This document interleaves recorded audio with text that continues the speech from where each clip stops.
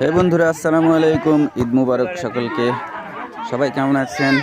আমাদের গ্রামে ঈদের পরের দিনে খুব উৎসবমুখর পরিবেশে ফুটবল খেলার আয়োজন করা হয়েছে। অবশ্য এই আয়োজন এই গ্রাম ও গ্রাম পার্টিসিপেন্ট। আমি অবশ্য সেরকম ফুটবল খেলতে পারি না কিংবা পছন্দও করি না। আমার পছন্দের খেলা হলো ক্রিকেট। আমি ছোট থেকেই ক্রিকেট খেলায় অভ্যস্ত ছিলাম। ফুটবল খেলতে নামলে আমার পায়ের মধ্যে ব্যথা লাগে, পায়ের আঙ্গুল মুচকে যায়, এই কারণে বেশিক্ষণ খেলি নাই। তো খুব হাড্ডাহাড্ডি লড়াইয়ে ফুটবল খেলা চলছে। এর আগে দুই গ্রামের মধ্যে একটি ম্যাচ অনুষ্ঠিত হয়ে গেছে।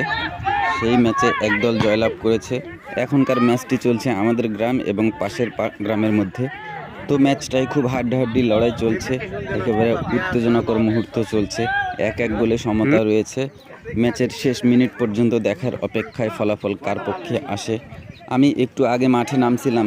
অল্প কিছুক্ষণ দৌড়ানোর পর আমার শরীর আর চলছে না, সেই কারণে মাঠ থেকে উঠে এসে এখন ভিডিও করছি আর বাহির থেকে প্লেয়ারদেরকে একটু সাজেশন দিচ্ছি। তো আমাদের ছেলেরাই বেশি ভালো খেলছে, সবসময় বলের দখল আমাদের পক্ষেই থাকতেছে। এখন পর্যন্ত এক এক গোলে সমতা রয়েছে। অবশেষে ম্যাচ শেষ হওয়ার অল্প কিছুক্ষণ আগে আমাদের ছেলেরা আরও একটি গোল দিতে পেরেছে।